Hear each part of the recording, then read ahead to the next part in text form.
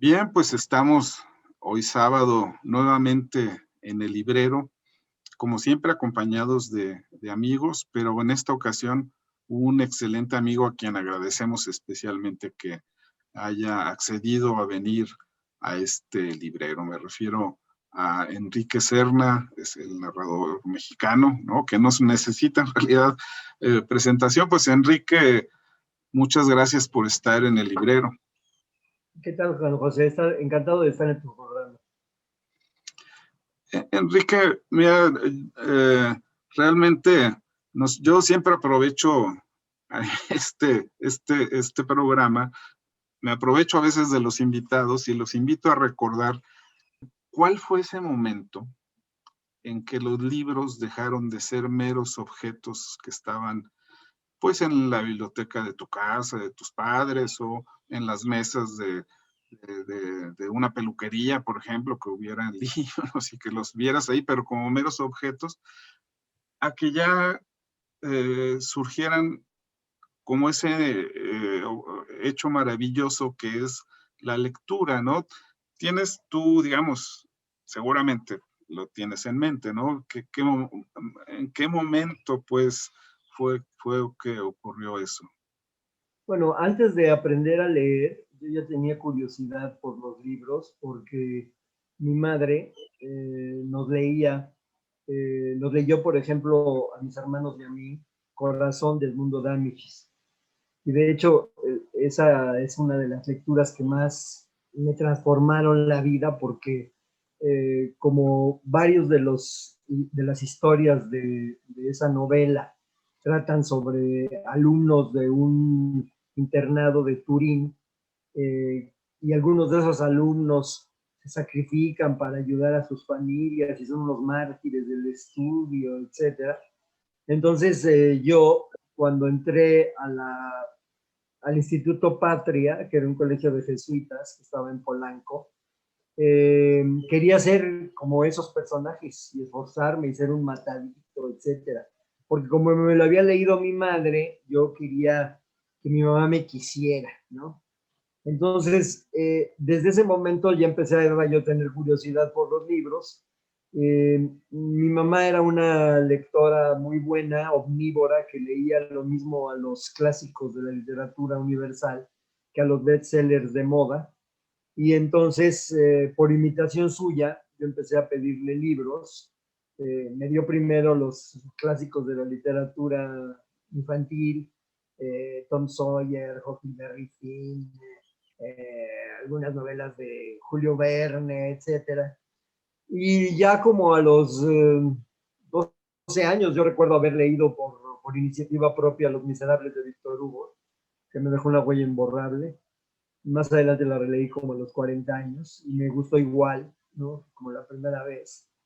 No solo igual, no solo me gustó, sino que muchos de esos secretos estructurales los he utilizado luego yo en algunas novelas mías, como Ángeles del Abismo, por ejemplo, ¿no?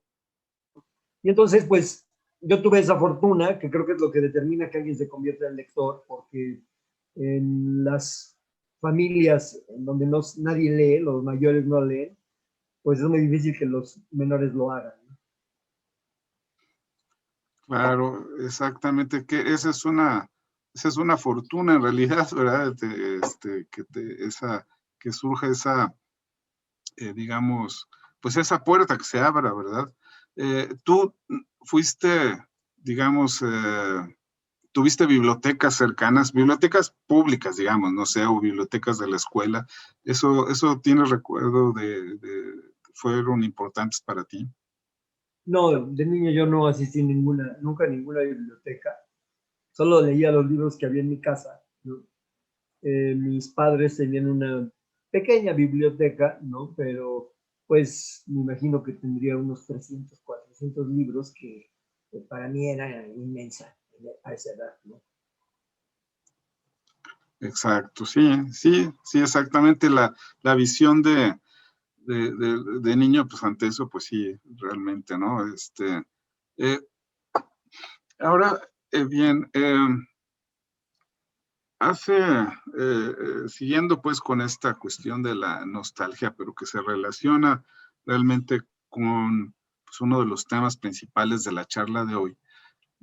Eh, el miedo a los animales, uno de tus primeros libros, que realmente, bueno, que fue muy leído y ha sido muy leído hasta ahora, se desencadena, se detona, digamos, hay una anécdota importante al menos ahí en esta novela, ¿no? Que es un error, un aparente error, bueno, no un error malintencionado que en el periódico Novedades cometieron, es decir, alguien insertó en una columna de una presentación, de una exhibición, en fin, un insulto al presidente, ¿no? O sea, algo inaudito en esos momentos que alguien bueno, no era inaudito que alguien quisiera insultar al presidente, más bien era inaudito que fuera publicado en un periódico de esa manera subrepticia, ¿no? Y yo eso lo recuerdo muy bien porque eh, yo en aquellos años trabajaba en el periódico Excelsior como corrector de pruebas, ¿no? Éramos los más sacrificados del periódico, que trabajábamos toda la noche corrigiendo pruebas. Y estaba yo ahí paseando ya en unos momentos de la noche y había una bolita de trabajadores que estaban haciendo algo como en secreto y me acerqué a ver qué pasan por curiosidad. Y resulta que tenían el recorte de Novedades y me dijeron, ve nada más lo que pasó. Y entonces yo me quedé asombrado, ¿verdad? Pero después supimos que corrieron a medio mundo de, de ahí del Novedades, que quedaba ahí unas cuadras de Excelsior. Y bueno, realmente sí fue algo inusitado, ¿no? En unos momentos en que realmente el presidente era intocable, ¿no? Pues mira, lo que generó esa nota estaba en una crónica de artes plásticas, de una inauguración de una exposición de un pintor, y le escribió Alfonso de Neuvillate, así se llamaba este crítico. Y entonces él, para desahogarse, me imagino, sus fobias políticas, esto ocurrió en tiempos de Miguel de la Madrid, publicó esta mentada de madre que estaba intercalada en esa crítica. Entonces, a mí yo escribí la novela muchos años después de eso, más de 10 años después de que eso sucedió, ¿no? Pero fue una anécdota que se me quedó grabada. Curiosamente hay una todavía mejor de ese tipo de cosas. En el Diario de México, en tiempos de Díaz Ordaz, había dos gacetillas que publicaron en primera plana, ¿no? Una de ellas decía, llegaron un nuevo gorila al zoológico de Chapultepec, ¿no? Y la otra nota era de que el presidente Díaz Ordaz había inaugurado no sé qué obras de no sé qué, y entonces alguien un duende de la redacción cambió las fotos de esas gacetillas. Entonces el gorila resultó Díaz Ordaz y en la inauguración de la presa estaba el verdadero gorila, ¿no? Y ahí eso fue, decretaron la desaparición del periódico, porque era un periódico que además dependía completamente del subsidio gubernamental, y en un arrebato de cólera, Díaz Ordaz ordenó que le cerraran el subsidio y allí terminó ese periódico. Entonces, bueno, son anécdotas que son muy divertidas, ¿no? Y pues en una novela satírica del tipo de el miedo a los animales, a mí se me ocurrió pues que esto podía ser el origen, lo que va desencadenando toda la trama. Claro, sí, exactamente. No, sí, porque realmente la novela no tiene, básicamente no está relacionada con esa anécdota, ¿no? Es un poco el contexto principalmente. Pero, pero en esos pasillos de que yo te hablaba de Excelsior, pues yo te estoy hablando de los años 80, ¿no? Finales de los 80, y Excelsior durante muchos años siguió siendo el mismo edificio con los mismos escritorios, los mismos talleres de décadas anteriores, ¿no? De hecho, fue el último periódico que cambió su sistema eh, de producción de en caliente a en frío, ¿no? Fue el último de los periódicos, pero pues por esos pasillos anduvo este, eh, es- Carlos de Negri, ¿no? Él era uno de los personajes que andaba por esas escaleras y esas redacciones, ¿no? Eh, Sí. entonces, eh, eh, Carlos de Negri, que bueno, que fue beneficiario pues del poder político por medio del periodismo, ¿no? Uno de los símbolos de esa actitud, ¿no? De un periodista que se beneficia del poder político. Pero realmente hacer una novela como la que hiciste debe haberte llevado mucho tiempo porque la investigación es notablemente amplia, ¿no? Profusa.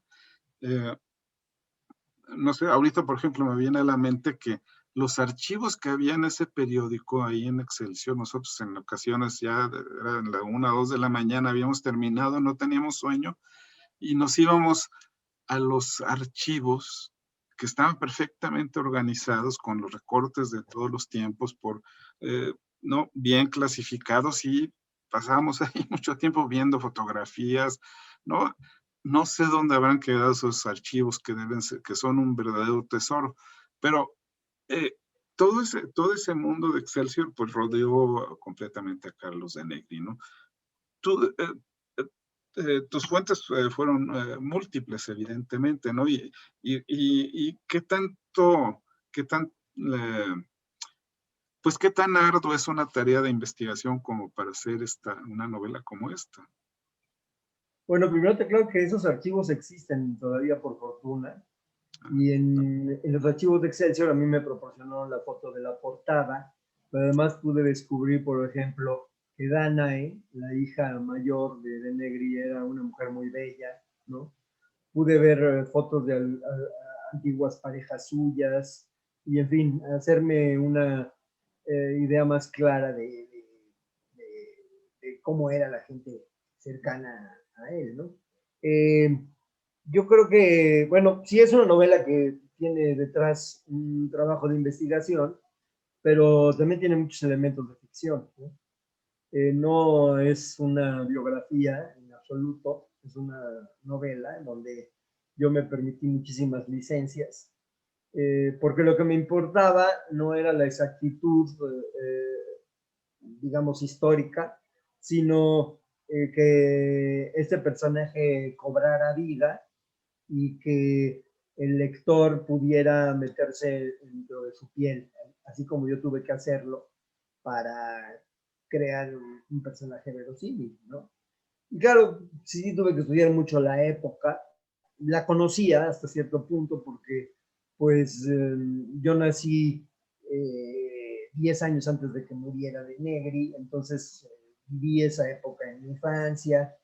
Mis padres recibían el Excelsior, por cierto, ¿no? Estábamos suscritos, yo lo ojeaba de niño, aunque solo buscaba la sección deportiva y los monitos era lo único que veía, ¿no? En esa época. Eh, y pues yo sentí una profunda curiosidad morbosa por imaginar cómo pudo haber sido este personaje, ¿no? Y la mayor dificultad que tuve creo que fue la de compenetrarme con él, porque al principio me parecía tan repugnante, ¿no? Que no hallaba yo la manera de poder tener una identificación, ¿no? Pero poco a poco fui encontrando ciertos hilos, como el hecho de que sea esta personalidad cínico, ¿no? Que él tenía, que creo que es lo que me ayudó a caracterizar. Pero efectivamente yo creo que sí, es un personaje en sí, pues sí, que repugna. Sin embargo, no es posible negar que fue periodista y que sabía ser periodista, ¿no? Que era que fue además exitoso, pero porque lo hacía bien, ¿no? Sí. Sí, él era bueno cuando quería, ¿no? Sobre todo en los reportajes de periodismo internacional. Él era el reportero estrella del Excelsior para cubrir acontecimientos en cualquier parte del mundo, porque era un políglota, ¿no? Que hablaba muy bien el inglés, el francés y el alemán, con respecto a todos a sus colegas de la época, ¿no? Y entonces, pues, tenía unas enormes tablas para moverse en distintos ámbitos y logró crear una gran red de contactos internacionales, ¿no? Pero era, digamos, candil y oscuridad en la casa, porque él en los temas nacionales no podía tener esa apariencia, etcétera, porque está trabajando al servicio de un régimen dictatorial que controlaba a toda la prensa de la época, que quería dar una impresión de unanimidad, ¿no? Y para eso necesitaba una prensa servil, ¿no? Y dentro de esa prensa servil, digamos que De Negri fue un gato de Angora, ¿no? Porque era el que más prestigio tenía, con quien se paraban el cuello los políticos. Sí, sí, sí, sin duda, ¿no? Porque hasta tenía casi hasta apariencia de actor de cine de la época del siglo, de la época de oro del cine mexicano tenía, ¿no? Entonces, pues sí, tenía todo para hacer ese personaje, ¿no? Y claro, lo utilizó exclusivamente en su beneficio, ¿verdad? Por cierto, una curiosidad, ¿tú no te dedicaste al periodismo nunca? Solo como colaborador de suplementos en los 80s del Sábado, después de revistas y esto. Ese es el único periodismo que yo he hecho. He escrito algunas crónicas, pero creo que principalmente he escrito ensayitos breves en los espacios en los que he tenido, ¿no? Y actualmente pues hago un poco más de periodismo político en MX, ¿no? Tengo una columna semanal, ¿no? Pero procuro variarlo con artículos de periodismo cultural. No anduviste con los reporteros, buscando la noticia, ¿verdad? No fue ese exactamente tú. Que es bueno, pues es una profesión y que No, pero también. es un mundo que siempre me ha interesado, a pesar de que no lo conozco muy, muy a fondo. Y de hecho, el protagonista de El miedo a los animales, Evaristo Reyes, también él empieza con la ilusión de ser un periodista comprometido, ¿no?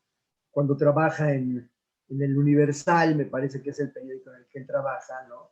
Y como reportero, pero se frustra porque no le permiten expresarse como él quiere, ¿no? Y así es como acaba convirtiéndose en el secretario del comandante Maitorena, ¿no? Que es este policía judicial corrupto, ¿no? Que es otro de los personajes protagónicos de la novela. Exacto. Sí, sí, y efectivamente, pues andando en las redacciones de las secciones culturales, por ejemplo, pues se veía el mundo en sí de lo que era el periódico, ¿no? Yo me pude dar cuenta, eso desde que estaba en el sábado del 1+1, ¿no? De Sup- lo terriblemente frustrante que es para el desarrollo profesional, digamos, de los periodistas, de los reporteros, ¿no? De trabajar en un medio que no está tratando de destacar por sus méritos periodísticos, sino por las relaciones y los contubernios de el director del periódico con el gobierno, ¿no? O sea, porque la mayoría de sus periódicos, y ya lo era en ese tiempo el uno más uno, vivían de que les daban contratos para publicar impresos en las rotativas del periódico, impresos para cuestiones gubernamentales, ¿no? Y entonces los ingresos que ellos tuvieran por las ventas del periódico eran una mínima parte de los ingresos del periódico. Y por lo tanto, entonces ellos no les preocupaba pagar buenos sueldos a los reporteros, a los articulistas, etcétera, porque de todos modos el negocio estaba en otra parte. No trataban de que el periódico atrajera una gran cantidad de lectores. Entonces eran periódicos que tenían una cantidad irrisoria de lectores. Y como el 1 más 1 había 6 o 7 en esa época, el Nacional, muchos otros, ¿no? Que tenían una minúscula cantidad de lectores, ¿no? Y en donde se daba por supuesto que el reportero iba a obtener un complemento de su sueldo por medio de embutes, ¿no? Por el famoso chayote, ¿no? Entonces eso conducía a todos los reporteros a un proceso de envilecimiento, ¿no? Que bueno, más adelante cuando ya hice toda mi investigación para El vendedor de silencio, entendí mejor cuáles eran sus orígenes históricos, ¿no? Que son bastante remotos, porque esto empezó desde la época de los gobiernos de Plutarco Elías Calles y Obregón, ¿no? Las corruptelas con la prensa. Claro, sí, exactamente. Sí, no, que justamente, bueno, pues el título de tu novela, El vendedor del silencio, así es, describe perfectamente de lo que ahora estás comentando. Bueno, no es exactamente igual, ¿no? Más bien aquí describe a un chantajista, ¿no? Un chantajista como lo fue de Negri, pero en el fondo, pues sí, los reporteros estaban orillados a tener un poco, si no esa actividad, al menos sí los deseos de tener esa actividad, ¿no? Eran, eh, oye, pero por cierto, en el sábado de 1 más 1, supongo que tuviste muchos tratos con Huberto Batis, ¿no? Él era el que estaba encargado del suplemento en aquellos años. Sí, claro que traté mucho Huberto. Y bueno, ahí también padecí mi primera censura periodística, mi primera y única en realidad, porque no vuelvo a tener otra. Yo, cuando fue el fraude electoral del 88, yo estaba indignado porque yo había apoyado a Cuauhtémoc Cárdenas, había estado en muchas manifestaciones, y entonces escribí un pastiche de la oda a Francisco de Salinas de Rey Luis de León, que se la compuso a un músico ciego, era Francisco de Salinas, y que dice, el aire se serena y llena eh, de dulzura y luz no usada, Salinas, cuando suena la música extremada por vuestra sabia mano gobernada. Y entonces yo lo cambié todo para hacer un poema panfletario en contra de Salinas de Gortari y lo quise publicar en el sábado. Entonces, como el periódico era un periódico gobiernista, ¿no? Huberto me dijo, mira, a ver, ten cuidado, porque me vas a tener que dar tus datos, tu dirección y todo, yo se los tengo que dar a Gobernación si Gobernación me viene a preguntar. Supongo que con eso él me quería intimidar, ¿no? Y yo, pues que quería ser héroe, le di mis datos y todo, valiéndome madres que él se los turnara a Gobernación. Y después esperé, llegó el sábado y mi artículo no salió, ¿no? Digo, mi poema no salió. Y entonces abandoné el suplemento durante un par de meses, ¿no? Estaba Molesto. Sí. muy enojado, muy frustrado, pero como finalmente era mi única tribuna eh, periodística que yo necesitaba mucho en ese momento, que era un escritor desconocido, entonces regresé finalmente y volví a colaborar ahí. Sí. Sí, bueno, el carácter de Huberto era era famoso, ¿no? Sus arranques eran proverbiales, digamos, ¿no?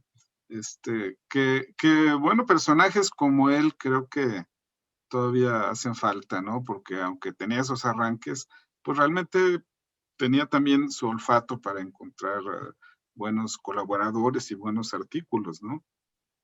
Sí, mucha gente lo odiaba, pero yo creo que tenía la virtud de que permitía que en el suplemento se hicieran críticas adversas incluso de sus propios amigos, ¿no? Ujú. Y eso sí también se lo reconozco, porque yo, por ejemplo, publiqué en ese tiempo una crítica muy dura contra Homero Aridgis.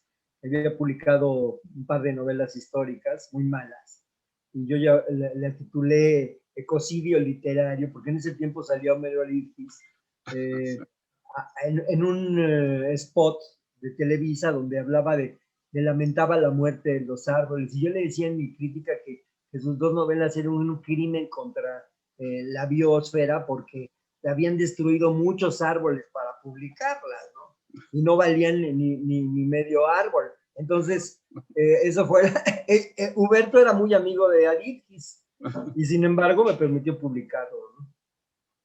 Sí, sí, sí, recuerdo que incluso pues tenía ahí sus desolladeros y eran, le gustaba también echar a pelear a la gente en ocasiones, porque bueno, animaba, era un animador en realidad del, de la, pues de las cuestiones intelectuales, ¿no? Por Creo cierto, que, que sí. una de las historias que hay en el medio de los animales viene de uno de esos desolladeros. En Ajá. esos desolladeros denunciaron a un tipo de cuyo nombre ya no quiero acordarme, lo recuerdo, pero no lo voy a decir, que había obtenido una plaza de maestro universitario en la Universidad Veracruzana presentando un título de doctorado en alemán, ¿no? De una universidad alemana. Pero después empezaron a analizar y descubrieron que no era un título verdadero, que era un documento X que nadie en la universidad, nadie sabía alemán ni lo tradujo ni nada. Y entonces obtuvo ese puesto con un título balín, ¿no? Y ahí fue donde lo desenmascararon. Hay un personaje en mi novela a quien le ocurre eso, ¿no? Ya. Que bueno, luego le ocurrió al famoso Alzati, ¿no? Ya casi como secretario de Educación, ¿no? Algo así, que ya ahí empezó. Este, También a él le descubrieron, sí es sí, cierto, que había sacado un título en el portal de Santo Domingo, sí, pero él era más ambicioso, él en Harvard o algo así. sí, sí. Así es, sí. No, pues sí, está lleno de ese tipo de anécdotas y el mundillo literario y el mundillo intelectual de ayer y de hoy, ¿no? Pero eh, creo que, bueno, definitivamente tu novela fue muy leída, ¿no? Me refiero a El vendedor de silencio, ¿no? Eh, creo que bueno, además, eh, justamente, y qué bueno, ¿no? Merecedora del premio Javier Villaurrutia. Eh, Eso fue algo muy, muy bueno yo diría, para la literatura en México, ¿no? Para la salud incluso de los propios premios, pero bueno, eso ya es una reflexión mía, eh, pero eh, creo que esa verosimilitud que logras, efectivamente, como tú dices, no es eh,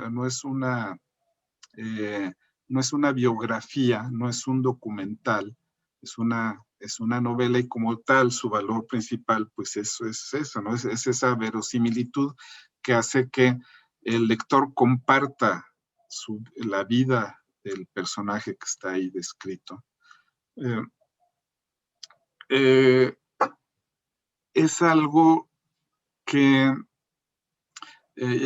pues en realidad ahora no es tan común de lo más común. Esa es una opinión mía, ¿no?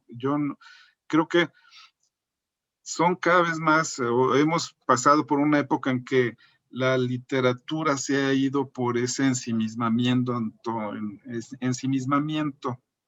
en el que los autores hablan de sí mismos todo el tiempo, ¿no? Como lo hacen los poetas, pero bueno, la poesía es eso, ¿no? La poesía es la expresión del yo, pero la herramienta del narrador, desde mi punto de vista, más bien es esa, es compartir una vida ajena, ¿no? Entender una vida ajena y luego expresarla. Eso creo que es algo que, que para el narrador es de lo más importante. Sí, claro. A mí me parece que un escritor que solamente puede hablar de sí mismo, ¿no? Pues realmente está muy limitado. Claro que ha habido grandes narradores que solo han escrito novelas autobiográficas, como por ejemplo Henry Miller, ¿verdad? Que era extraordinario, ¿no? Pero pues yo creo que es más interesante y un reto para la imaginación, ¿no? Crear personajes que no tengan nada que ver con tu propia vida, ¿no? Porque digamos que te obligan a hacer un esfuerzo mayor de imaginativo, ¿no? Y también un esfuerzo de compenetración emotiva que, que hace que, a veces afloren también cosas desconocidas de ti mismo en el momento en que asumes la personalidad de alguien muy distinto a ti, ¿no? Porque la literatura, el ser narrador es construir algo, ¿no? Construir historias.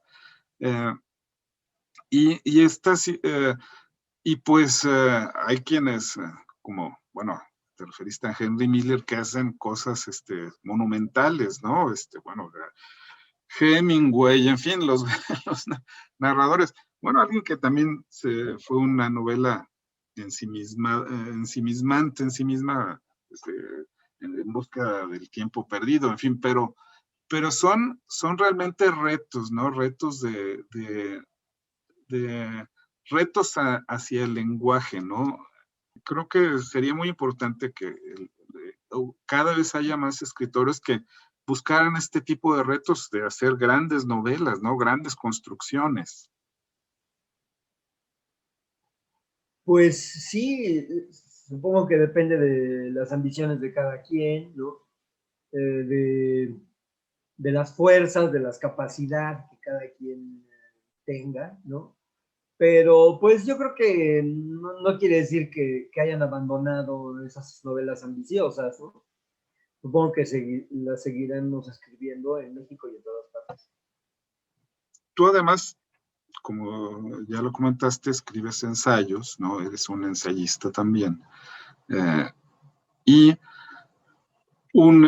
tu libro, La genealogía de la soberbia intelectual, pues es un ensayo extenso, un ensayo extenso que, igual que en el caso de El vendedor de silencio, es evidente que te tomó una gran tarea realizarlo, porque, eh, porque bueno, no es que sea un libro en el que tú eh, hables de la soberbia intelectual de, por ejemplo, el mundo mexicano o el mundo, ¿no?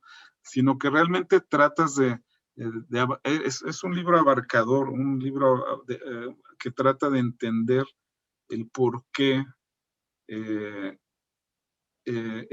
la búsqueda del conocimiento llega en ocasiones a convertirse en esa actividad elitista y que pues en muchos casos peca de soberbia.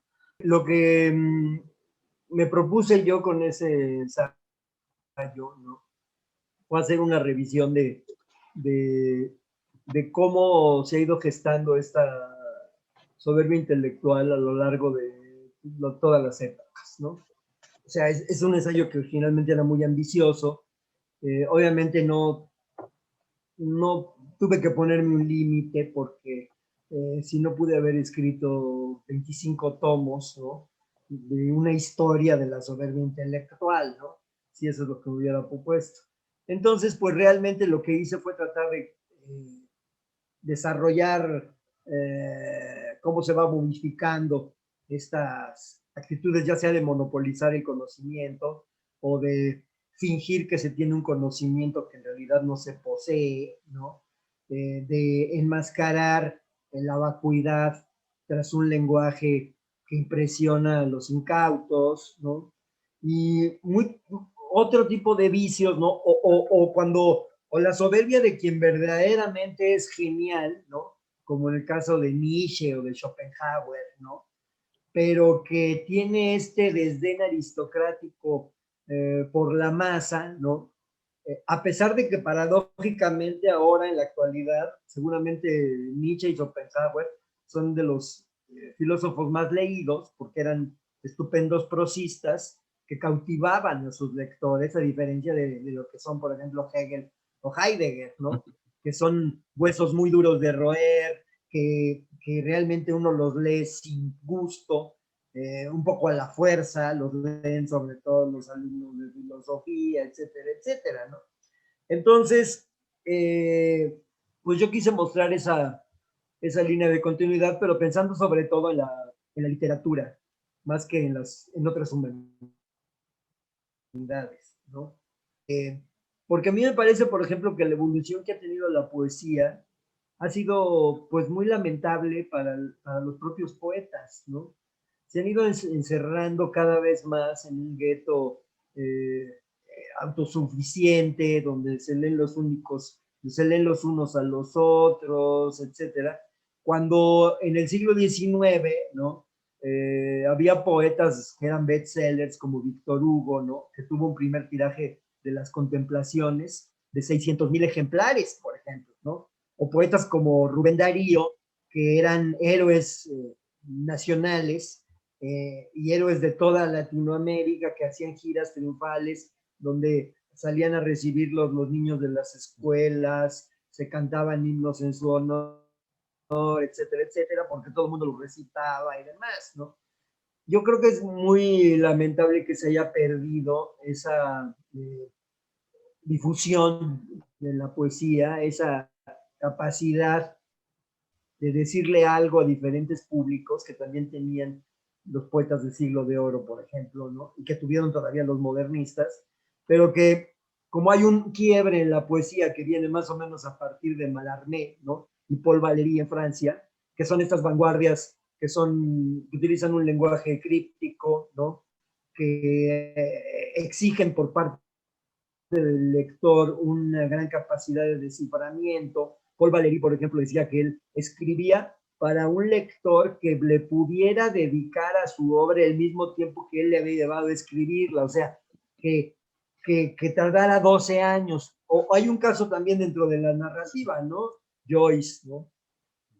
¿Quién puede leer, por ejemplo, Finnegan's Wake? ¿No? Pues Finnegan's Wake la leerán seguramente algunos académicos, ¿no? Que tengan seminarios de estudio dedicados exclusivamente a esto, e incluso ellos pues tendrán apenas un conocimiento muy parcial, ¿no? Porque Finnegan's Wake es un trabajo de filigrana en donde cada palabra tiene, por ejemplo, un sufijo en latín y un prefijo en inglés o en otra lengua, etcétera. Y así va creando esas palabras neologismos Joyce, ¿no? Hasta crear toda esta novela de neologismos. Pero yo sí creo, como decía, por ejemplo, H.G. Wells, ¿no?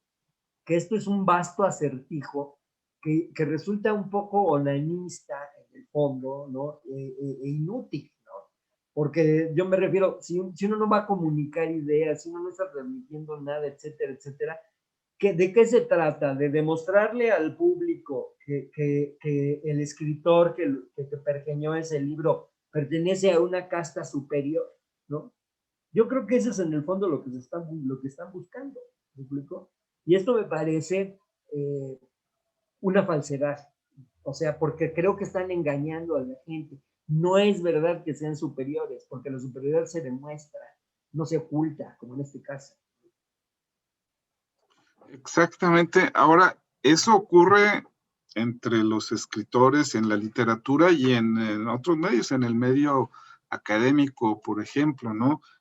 Hay una parte en donde tú hablas aquí de que eh, dices, en los círculos intelectuales existe un prejuicio muy fuerte contra cualquier ingrediente pedagógico en el arte o en las letras, porque la crítica exigente prefiere la insinuación a la explicación, lo inconcluso y lo fragmentario a las estructuras cerradas y unívocas en las que el contenido explícito reduce al mínimo la participación del lector.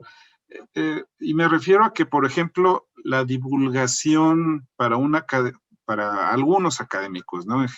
No todos son así, pero para algunos académicos, hacer trabajos de divulgación realmente no tiene mucho sentido, ¿no? No lo consideran valioso.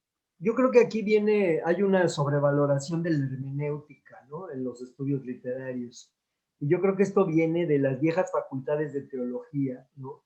En donde la teología era aparentemente la reina de las ciencias, porque se trataba de interpretar la palabra divina, ¿no?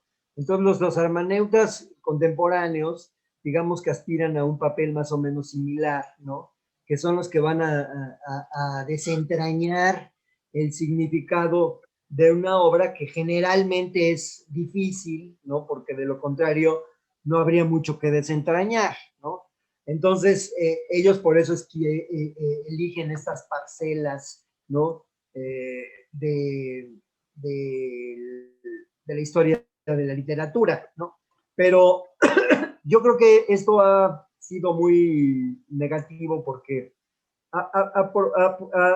hace falta que alguien, por ejemplo, haga ediciones anotadas, ¿no?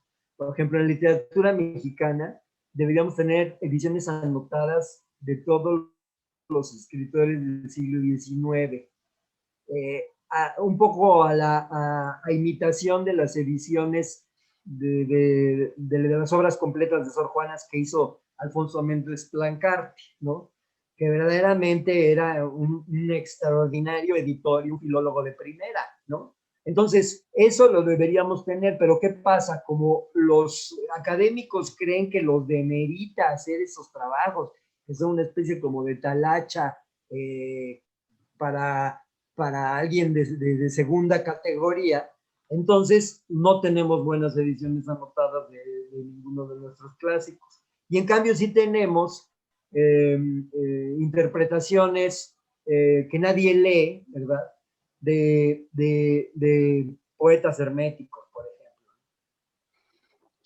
Pero dando un giro completamente a esto, ahorita me acordé, por ejemplo, de Jorge Luis Borges, que tiene apariencia de ser complicado, pero en realidad no. Es decir, ¿qué hacía Borges? Tú leías sus ensayos y caías como en una especie o sea, en un engaño, en el engaño de sentir que tú conocías tanto como él, ¿no? Él te hacía caer en ese engaño después de leer algunos de sus ensayos de otras inquisiciones, por ejemplo, ¿no?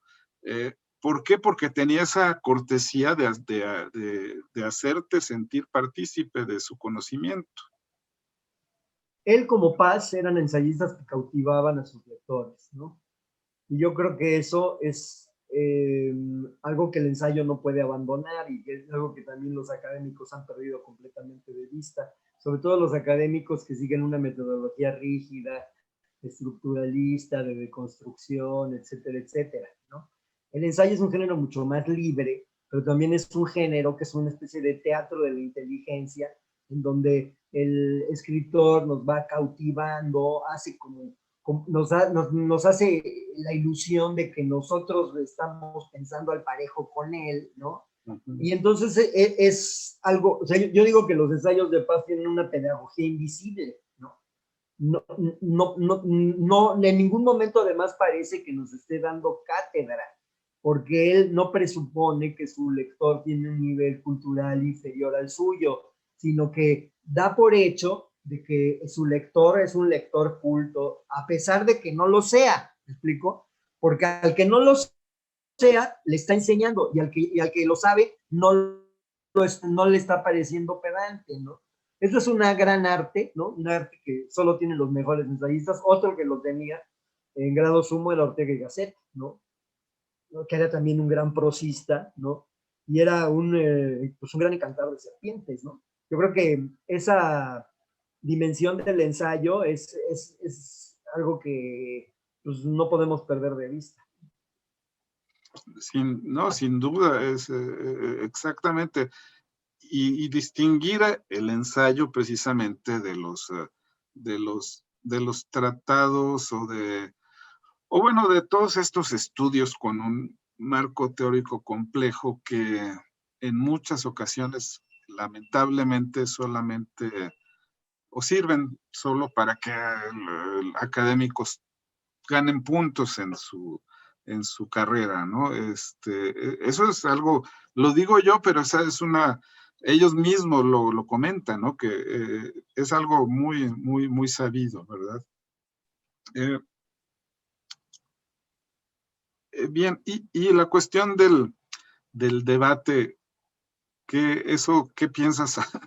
¿Cómo ves ahorita esa situación? Es decir, eh, de, yo desde siempre, desde hace mucho tiempo que me hubiera gustado, por ejemplo, que volviera a darse una polémica como la que se dio en los años 30 entre los contemporáneos y los escritores de la LEAR, ¿no? Y Diego Rivera, en fin, ¿no? Que bueno, fue atroz esa polémica porque causó daños a algunos de los participantes, pero que realmente fue una polémica realizada a partir de artículos en donde que no era solamente intercambio de insultos, ¿no? Sino realmente intercambio de artículos que dieron como resultado, pues, mostrar cómo estaban las cosas en el ámbito intelectual en ese momento, ¿no? Ese tipo de polémicas creo que tenemos mucho tiempo en que ya no se han vuelto a dar. Pues sí, me temo que en el mundillo literario, más que polémicas, hay guerras de zancadillas clandestinas, ¿no? En donde unos escritores se ponen obstáculos a los otros, etcétera, pero la verdadera crítica nunca se ventila, ¿no? Nunca se publica, y eso es muy lamentable, ¿no? Porque creo que el mismo tejido de relaciones que va haciendo cualquier escritor a lo largo de su vida acaba dándolo para, para no poder ejercer la crítica. Y y los jóvenes críticos también van cayendo en esa misma red. Entonces, yo creo que esto desgraciadamente es una de las causas por las cuales la mercadotecnia editorial puede arbitrar el gusto impunemente, ¿no? Y condicionar el gusto del público, porque no tiene un contrapeso. El único contrapeso eficaz de la mercadotecnia editorial sería la crítica.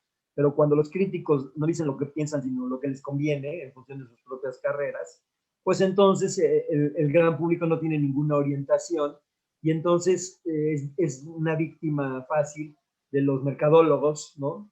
Que de pronto le dicen, tienes que leer esto porque nosotros lo mandamos, ¿no? Y bueno, es difícil escapar de ese poderío que tienen los expertos en mercadotecnia. Vaya, no, pues que lo digas, realmente esas palabras, quiero decir, eso es algo realmente fuerte lo que estás diciendo, pero es muy real porque, pues, es lo que estamos viviendo, ¿no? Con algunos amigos hemos platicado que ahorita estamos viviendo quizá esa derrota ante el mercado que teníamos cuando estábamos adolescentes, bueno, no adolescentes, pues cuando estábamos en nuestra plena juventud, ¿no? Y que veíamos esa posibilidad de que el mercado fuera a avasallarnos, ¿no? Y creo que, bueno, pues ya casi lo está logrando, ¿no? Eso es algo que es real, ¿no? Y que se menciona ya cada vez más, ¿no? Es que mira, en un año se publican en México, digamos, unos 80 o 90 títulos de diferentes géneros, ¿no? Entonces yo creo que la crítica debería de decirle a los lectores cuáles son los 5 que vale la pena leer de esos 80 o 90, ¿no? Si la crítica hace esa selección con honestidad y con una crítica objetiva, bien fundamentada, etcétera, etcétera, entonces realmente puede cumplir una función orientadora, ¿no? Pero de lo contrario, entonces entre esos 90, los que más ruido hagan son los que se van a leer, ¿no? Que no necesariamente son los mejores, ¿no? Exactamente. Pues, Enrique, mira, para entrar ya en el término de esta charla, que nuevamente te agradezco mucho. Bueno, pues siempre una de las preguntas de cajón en estos momentos es decir, bueno, ¿en qué estás trabajando? ¿Qué vamos, qué no? Yo estoy seguro que a muchos lectores les gustaría saber qué, qué viene en el trabajo de Enrique Serna. Bueno, pues en esta pandemia estuve escribiendo cuentos, 2 cuentos más o menos cortos y uno que es casi una novela corta. Y van a formar parte de un libro que probablemente voy a publicar, no sé si a finales de este año o en el siguiente.